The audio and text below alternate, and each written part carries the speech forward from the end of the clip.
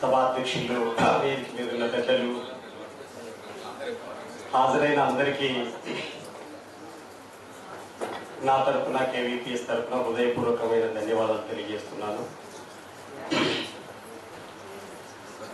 నేను ఈ అనుభవం నాకు కూడా ఉంది. నేను 2017లో ఉస్మానియా యూనివర్సిటీలో ఆర్ఎస్ఎస్ నుంచి బయటకు వచ్చినటువంటి విజయశంకర్ రెడ్డితో ఒక మీటింగ్ పెట్టాము, అన్ని విద్యార్థి సంఘాలు. ఆవు తల్లి అయితే ఎద్దు తండ్రి అవుతుంది కదా, మీరు ఎందుకు మొక్కరు అని చెప్పి నేను ఆ రోజు ప్రశ్నించాను. ఆ ప్రశ్న అడిగినందుకు ఈ వీడియో నా కూతురు చూసింది. దాని కింద కామెంట్ ఉంది, నీ అమ్మని, నీ పిల్లాన్ని, నీ బిడ్డని అని ఉంది. నా కూతురు చూసి అప్పుడు నాకు చెప్పింది.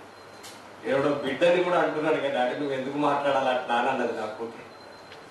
నేను ఆ రోజు నా కూతురు చెప్పాను, తమిళనాడులో సామాజిక విప్లవకారుడు పెరియార్ రామస్వామి నాయకర్ ఒక మాట చెప్తాడు, తల్లి అందరికీ తలకాయలో మెదడు ఉంటుంది, ఆ మెదడులో జ్ఞానం ఉంటుంది.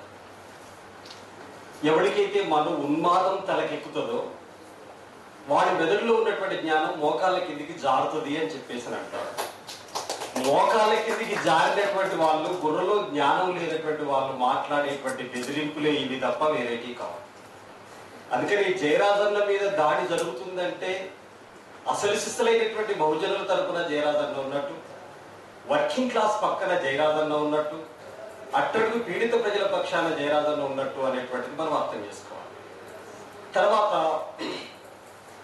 మొత్తంగా వాళ్ళకి మనుషుల్ని ద్వేషించడమే పని.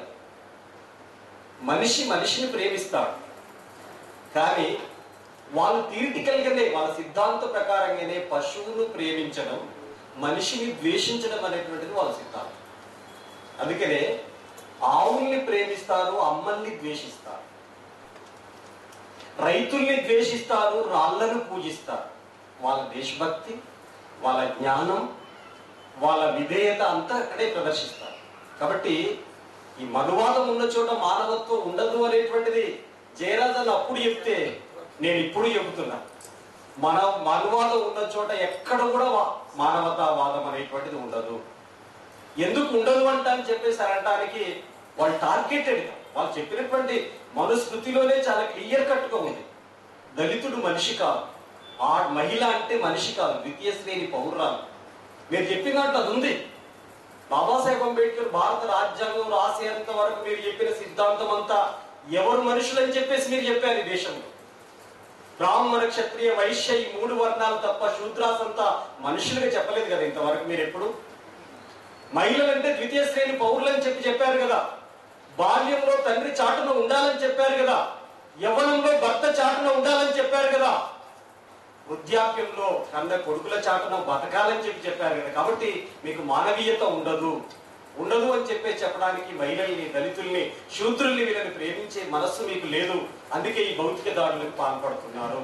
అందుకని ఈ భౌతిక దాడుల్ని మనందరం ఖండించడం అంటే సబలే కాదు చేయాల్సింది. వాళ్ళు చేసేదంతా కూడా, ట్రోల్ చేస్తున్నదంతా కూడా అబద్ధాలు, అసత్యాలు, మూఢనమ్మకాలు, వీటన్నిటిని ముందు పెట్టి వస్తున్నారు. అసలు సిసలైన సత్యం ఎలా ఉంటుంది అనేటువంటి విషయాన్ని ఇంతకుముందు ప్రదీప్ చెప్పాడు. అనేక మంది మహానుభావులు వీటి గురించి ముందే మనకంటే ముందు చెప్పినాయండి.